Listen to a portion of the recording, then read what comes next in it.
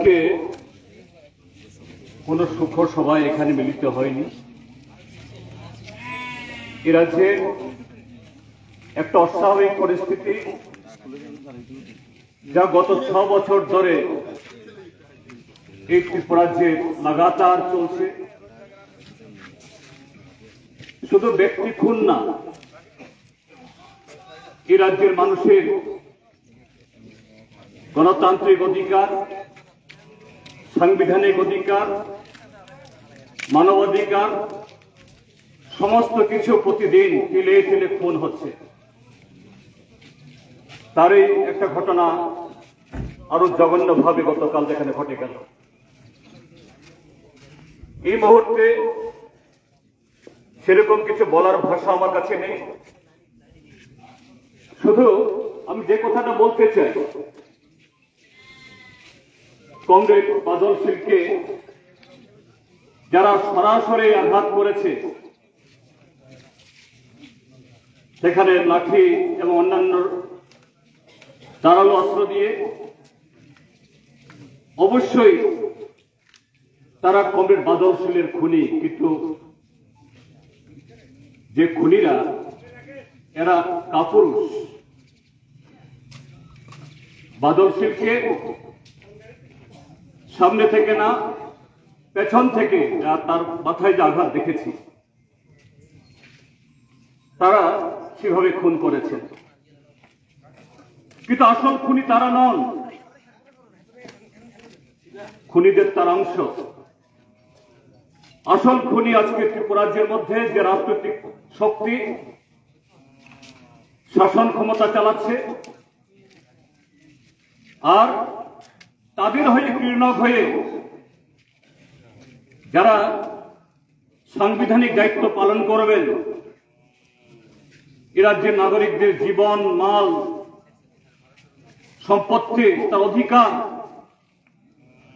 কাপুরুষের মতো দাঁড়িয়ে এই যে খুন হতে দিল, তারাও খুনি। গত 12 তারিখ এই চুক্তাখোলা বাজারের যে ঘটনা, তার সূত্রপাত চুক্তাখোলা থেকে শুরু হয়নি। তার সূত্রপাত আরো আগে থেকে। বিশেষ করে সেদিন সকালবেলা যখন এখানে আমাদের সিপিআইএম এর নেতাদের নেতৃত্বে, কমরেড সুদন দাসের নেতৃত্বে এই রাজনগর ব্লকের 20টি গ্রাম পঞ্চায়েত থেকে এখানকার নারী, পুরুষ, বিভিন্ন অংশের মানুষ তাদের গণতান্ত্রিক অধিকার এটাকে প্রতিষ্ঠিত করার জন্য রাজ্য নির্বাচন কমিশনের তার বিজ্ঞপ্তি অনুসারে তারা রাজনগর ব্লকের বিডিও তথা রিটার্নিং অফিসারের কাছে নমিনেশন পত্র দাখিল করবেন। এটা তাদের সাংবিধানিক অধিকার। কিন্তু কেমন রাজ্য চলছে, কেমন শাসন চলছে, একদল লোক তারা বৈধভাবে একটা নির্বাচনে তাদের প্রার্থীপদ তারা সুপারিশ করবেন, আর আরেকজন লোক দিন দুপুরে কোনো লুকিয়ে চুরিয়ে নয়, তারা ব্লকে রাস্তা আগলে রেখে, রাজপথ আগলে রেখে, লাঠি সোঁটা নিয়ে এদেশের বৈধ নাগরিক তাদের বৈধ অধিকার তারা ভোগ করতে চান, তাকে আটকাচ্ছে। সেদিন এখানে যারা আমাদের পার্টি নেতৃত্ব দিচ্ছিলেন, তারা বারে বারে এখানকার প্রশাসনের সর্বোচ্চ আধিকারিক, আরক্ষা দপ্তরের সর্বোচ্চ আধিকারিক, তাদের সাথে কথা বলেছেন। আমি আরেকটা ব্লকে এরকম একটা পরিস্থিতির মোকাবেলা করছিলাম, ধলাই জেলা। সেখান থেকে এখানকার পুলিশের এসপি, জেলা শাসক, তাদের সাথে কথা বলেছি। এটা কি ধরনের? তারা বলছেন স্যার সব ব্যবস্থা হবে, আমরা দায়িত্বশীল অফিসার পাঠাচ্ছি। সেদিনকার ঘটনা সমস্ত ভিডিওতে ধরা আছে। এই খুনিরা সেখান থেকে সাহস পেল। আমরা যখন প্রশাসনের আধিকারিকদের সামনে দাঁড়িয়ে আমরা এই দেশের বৈধ নাগরিককে তাদের বৈধ নাগরিক অধিকার ভোগ করার পথে আমরা বাধা হয়ে দাঁড়াতে পারি, আমাদেরকে জামাই আদরে সরিয়ে দিচ্ছে, তাদের গাছটিতে দাঁড়িয়ে আমরা ইট পাটকেল মারতে পারি, বোতল মারতে পারি, তাহলে খুন করতে পারবো না কেন? তাহলে খুনি শুধু যে ৩-৪ জন দুষ্কৃতী এখানে কমরেড বাদল শীলের উপর আঘাত হেনেছে তারা নন। এই খুনি আপনারাও, যারা আস্কারা দিয়েছেন, যারা মদত দিয়েছেন।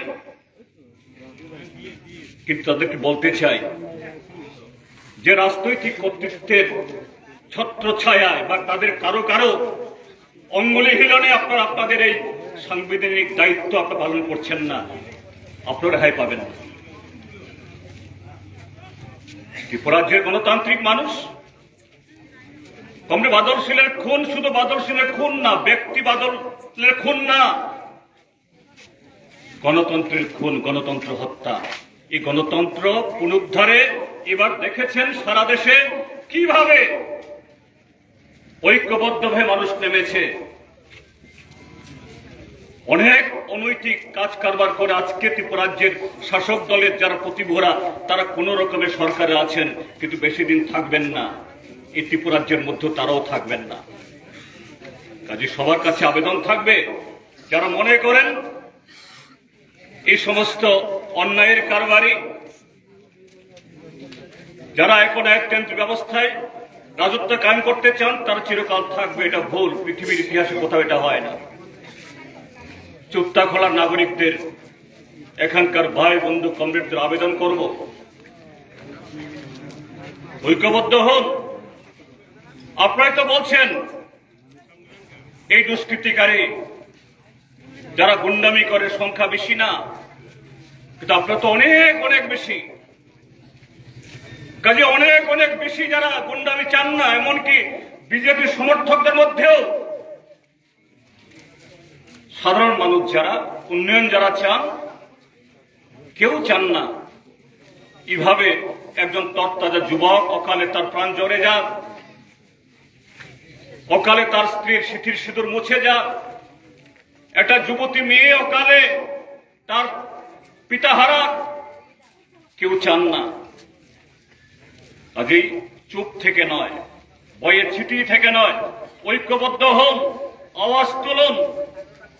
দেখবেন এই দুষ্কৃতীরা যারা এইভাবে গণতন্ত্রকে, মানুষের অধিকারকে, মানবাধিকারকে যারা বুলণ্ঠিত করছে, এরা একদম আস্থা করে চলে যাবে। কাজেই সবাই ঐক্যবদ্ধভাবে, কমরেড বাদল শীল শুধু নিজের জন্য জীবন দেননি, তিনি আমাদের আপনাদের সকলের অধিকার রক্ষার্থে জীবন দিয়েছেন। কাজেই তার সে আরব্ধ অবশিষ্ট কাজকে যাতে আমরা সম্পাদন করতে পারি, তার জন্য আগামী দিন আমাদের লড়াইকে আরো জোরদার করতে হবে। এই কথাগুলো বলে বাদল শীলের প্রতি আমার শ্রদ্ধা জ্ঞাপন করে আমার বক্তব্য শেষ করছি। বাদল শীল অমর রহে।